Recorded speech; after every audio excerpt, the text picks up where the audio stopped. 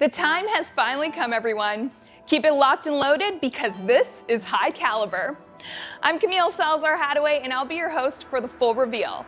We're about to break it all down, but first, a quick glimpse at what's to come courtesy of Chris Waters and Ubisoft News.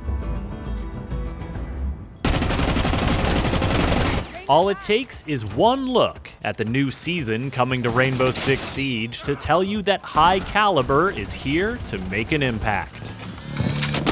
Thorn joins the defenders, armed with a dangerous new gadget to send attackers scrambling, and a deadly new weapon to greet them when they do. In addition to the new HUD you're seeing right now, renovations are complete on the Outback map. Plus, player protection updates, balancing changes, and more. It's all coming up right now. Last stop standing. Now I know what you were thinking. What was that weapon in Thorn's hand? How deadly is that gadget? And how exactly does one earn the nickname Thorn? These are all good questions. For the answers, here's game designer Dominique Clement and writer Simon Ducharme.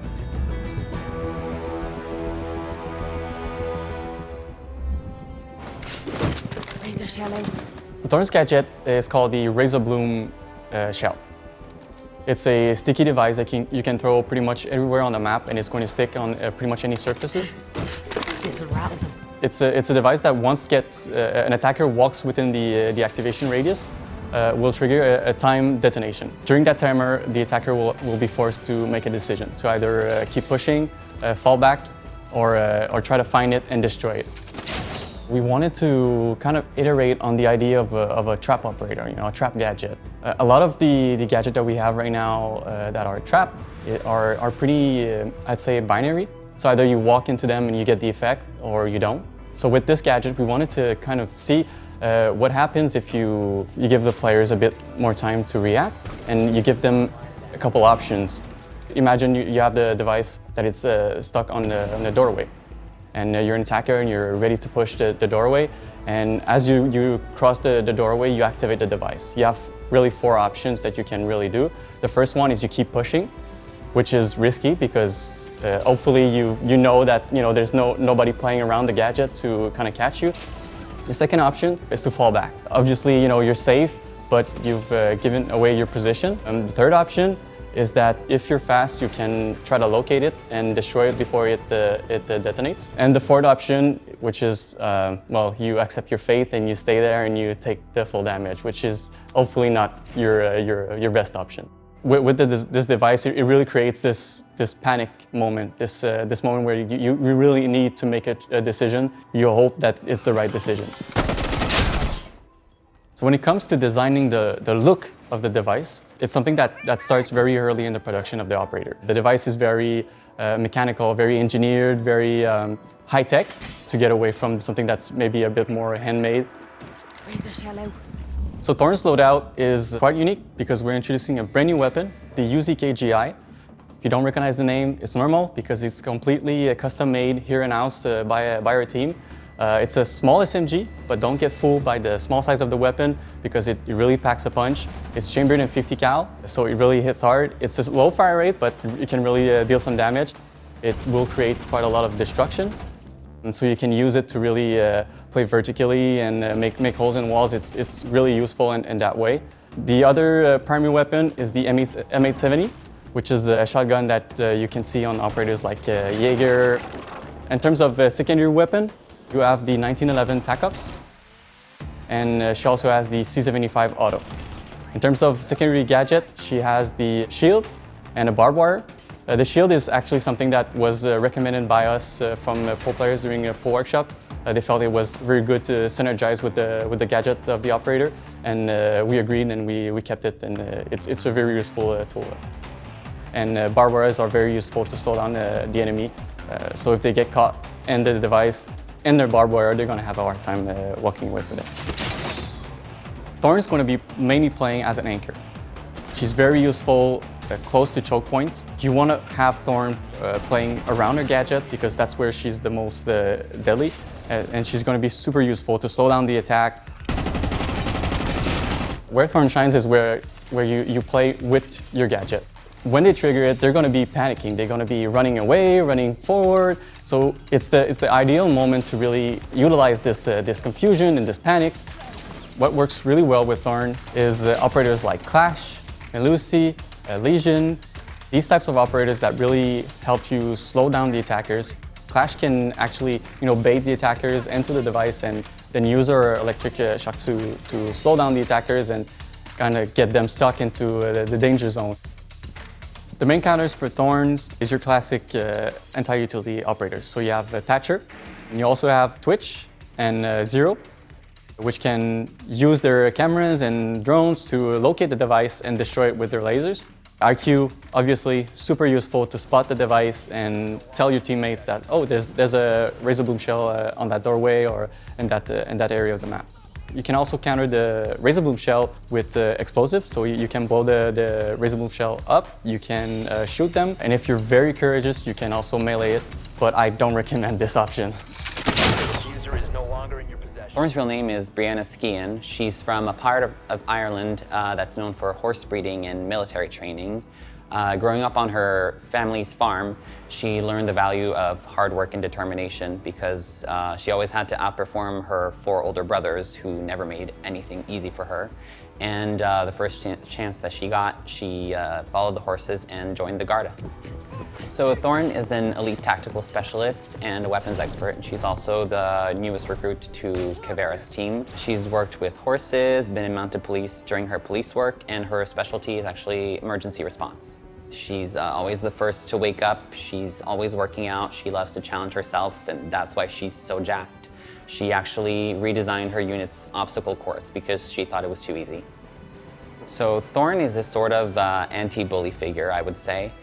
She doesn't take any nonsense from anyone, not from her brothers when she was little, not in her work today, and she really operates with the mindset that if you mess with her, you're gonna get hurt. My turn. Thorn's name and Thorn's gadget, the razor bloom shell, kind of come hand in hand with the same concept.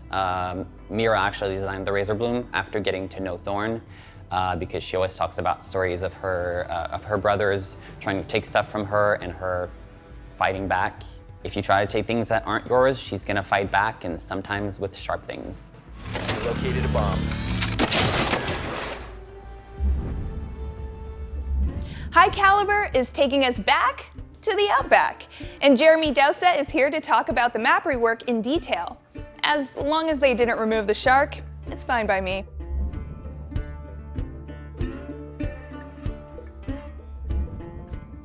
Outback's a relatively new map. There were problems with it, despite doing our due diligence. People found it hard to navigate. Anchoring on the sites was actually quite hard, and we want the map to go into Pro League, into ranked, and we want it to be competitive. So we decided to go through and actually look at the problems. Talk to the pro players and talk to the community and see what they think the problems are and how we can address them. It's Outback version 2. It's much, much better. It's a lot more fun to play now. The outside was a little bit cluttered and people seemed to have a problem orientating themselves towards where the bomb site was when, once you've droned and actually found it. So we've gone through and addressed those issues, cleaned up the map, cleaned up the outside a little bit, and made sure the navigation and flow on the inside is actually much cleaner. Sam and Maddie worked really hard on the garage because it was a less picked bomb site for Office, and it was always a choke point. It was never fun to play, and you always ended up playing really off-site. So all of the changes, making it smaller and changing the windows, adding cover, and just making that area much cleaner has helped the map massively. Pirate Room in Office is now much easier to defend. We've added an exterior breakable wall and office supply, which really aids the ebb and flow of the attack and defense on that site. There was a major change in the restaurant where we've split the rooms into 2 between Shark, which actually aids the navigation and flow because it's easier. It was a large open area, and making it a little bit smaller and a bit more comfortable has actually made it an awful lot more fun and a lot more fun to navigate in, especially if you're attacking. Obviously in the original map, Open Terrace was open and it was exterior. Now it's interior and it actually connects piano and resto. So what you've got now is when you come up the stairs towards Terrace, where it used to be, obviously it's enclosed, there's a double door that's barricaded, and it makes for an interesting way to enter the building, especially if you need to get upstairs onto the second floor. But it's also an awful lot more fun because you hide your drone in terrace and you can get a few like sneaky lines of sight and you can see where people are setting up their defenses. So now it's actually a massive improvement to that area. So the motel rooms have been cleaned up. There was a lot of props, so it's actually been cleaned up. The closet's moved and the bathroom is also an awful lot cleaner now. It was a little bit messy and it was hard to see. It's a much simpler layout now. So Dom's laundry has gone to laundry piano. Even though it's a relatively small change, it hasn't moved massively. It means it's easier to defend. The roamers have an easier time because it's easier to navigate for the flow. So it's actually made the site an awful lot more fun. There's always a few choke points into that thing and people will just anchor in the corner and just spray the walls. So cleaning it up and actually moving the site has improved that area massively. With the windows being moved, tweaked, and we have removed quite a few windows from the map, it actually is an awful lot more comfortable. You can anchor on the bomb sites. You can roam much easier as well. Going through and fixing these problems one by one, and as the map gets better and better and better, the play sessions get more and more fun. That's always the best thing to see, is when everyone's having fun, because if we're having fun, I know the community's gonna have fun. Next up, we're checking in with David Perpignan from Ubisoft Barcelona to talk about some balancing updates, including impactful changes to Finca's Adrenal Surge.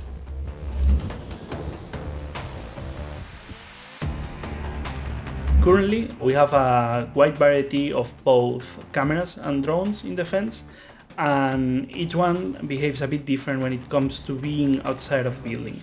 So, for example, drones will disconnect and the cameras will stay connected. What are the main changes? We've defined the same set of rules for drones and cameras. This means that if drones get outside of the building, they will lose its connection after a few seconds, and cameras will behave in the same way. This is affecting Black Eyes, Bulletproof camera, and also Maestro Evil Eyes. So with these changes, we're expecting Valkyrie to get a bit stronger when she's inside the building, because she will waste less cameras outside, more presence of cameras inside, and we're also expecting the frustration to be reduced for attackers when facing her, specifically in those maps where approaching the building is already a challenge. We also have a secondary issue that is related to Zeros, Argus cameras and Valkyries. Currently it takes a lot of time to get access to the camera right after deployment, and this is something that we want to fix. What we're doing is that we're allowing players to connect to their cameras even before they finish the deployment, which means that you can be holding on the camera with a connecting screen, and when the deployment is finished, you have instant access to the camera feed. In the current implementation, Finca can help other teammates to stand up from down but not out, but she cannot help herself. So we think this is something that we need to change. If she has available charges, she can trigger the ability and she will stand up.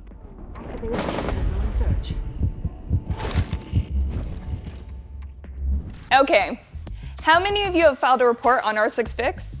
Played the test server? If you have, your contributions have been invaluable to the team, and there are some big improvements coming. For more, here's test server associate producer Deanna Stanley.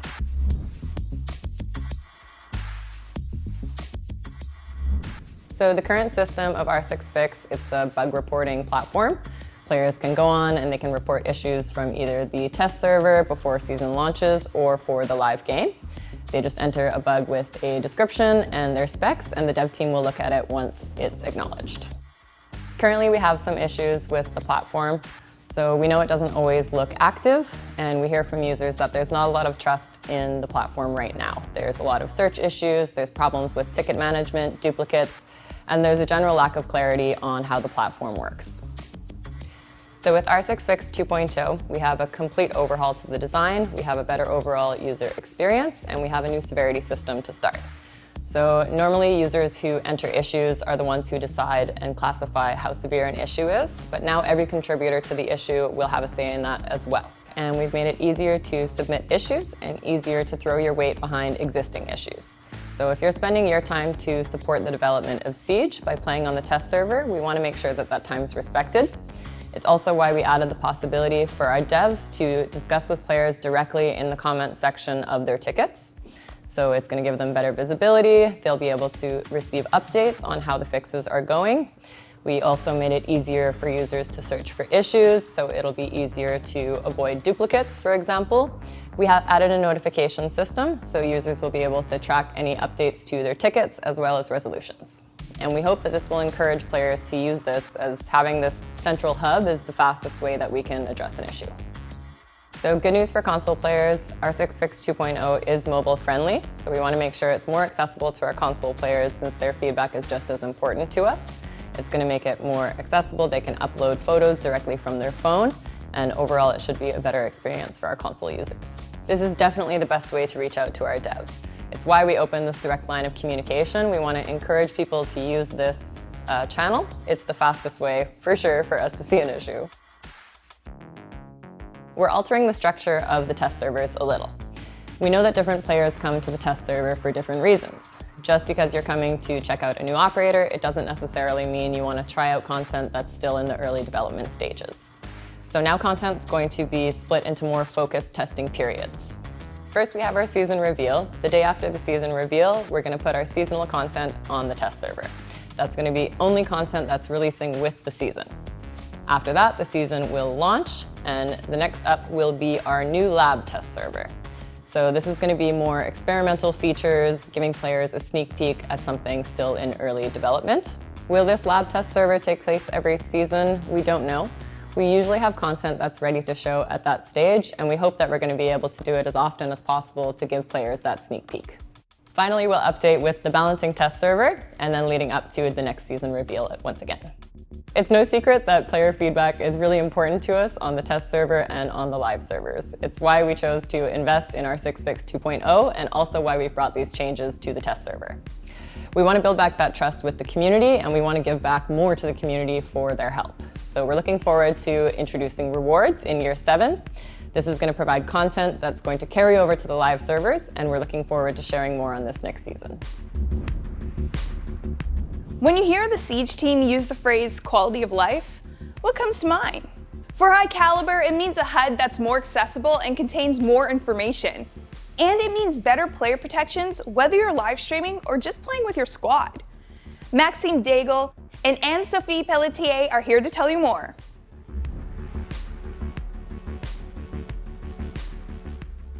The current HUD has a few issues, one of which is that the game has changed a lot in the past few years. Unfortunately, the HUD remained pretty much the same. We've also looked at the future operators and the ambitions of the team, and there's a real need for a reshuffle of information we're showing.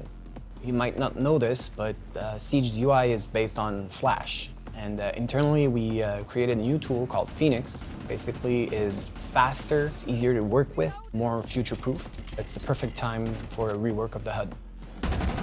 And now, at a glance, you can get a quick impression of what your inventory is consisted of. You don't have to switch to your gadget, say, to see if you have a certain ammo type equipped.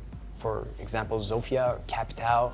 We've also streamlined the way we represent resources. For example, Cavera and Warden. It's a bar that depletes and refills over time. They're shown similarly in the HUD. We also separated cooldowns from resources. For example, Clash has both. She has a resource bar for her electricity, but also the cooldown in between the shots that she can fire. We removed all the text in favor of icons, so we're way more specific in the icons. So if you're deploying an ADS, now the icon will show an ADS being deployed.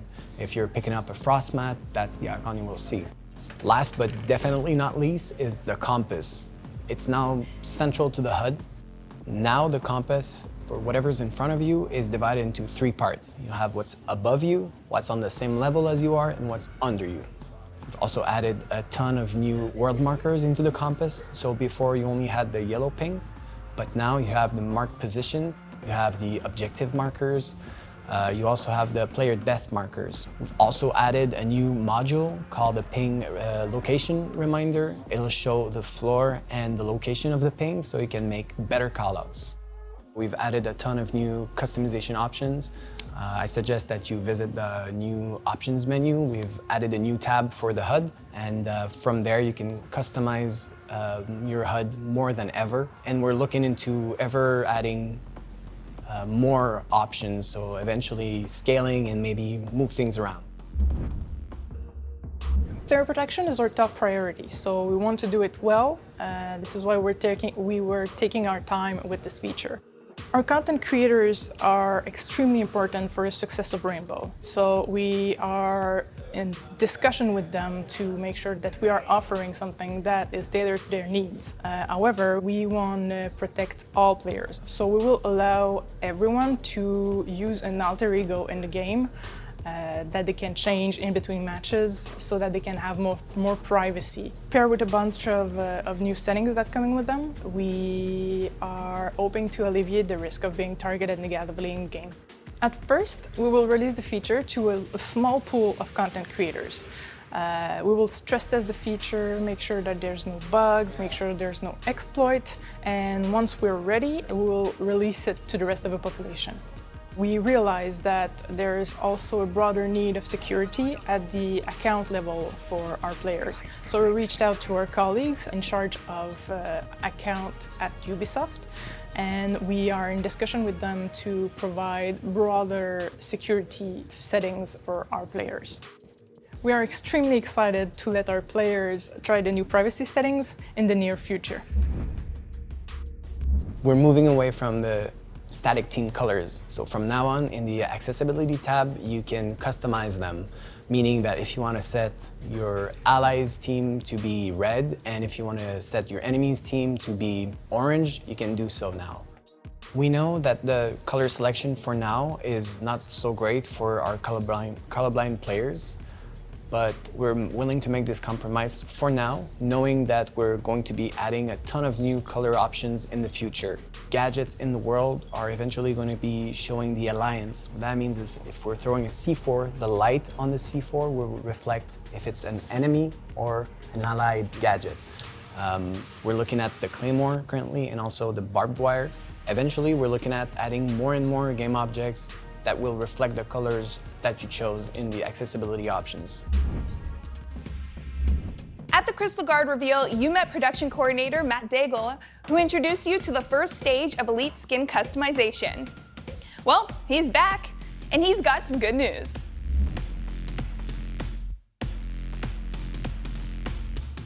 Hey, it's me again. Firstly, thank you so much for all your Elite 2.0 combinations. It's been a blast watching social media explode with all the awesome and unique creations. So as we teased in the previous season with customizable headgears and uniforms, I'm excited to announce that this season we're fully ready to release the Elite 2.0 complete package. You'll be able to customize between your ability skins, your victory dances, and your customizable op cards. I'm also excited to announce that we'll be releasing a brand new MTX category, the exotic weapon skins. The animated weapon skins will arrive for Season 4. Here's a sneak peek of what it will look like. Our new exotic MTX category will open the door to tons of brand new possibilities in the future. The show is almost over, which means it's time to tell you when the test server is going live. It's tomorrow. It's usually the day after these reveals. You know how it works. In addition to the updates we've talked about thus far, the High Calibre test server will also include the Bulletproof camera rework and the HUD drone counter. These changes debuted in Year 6 Season 2 test server, and they are scheduled to go live this season. Experience all these exciting changes for yourself in the High Calibre test server starting tomorrow.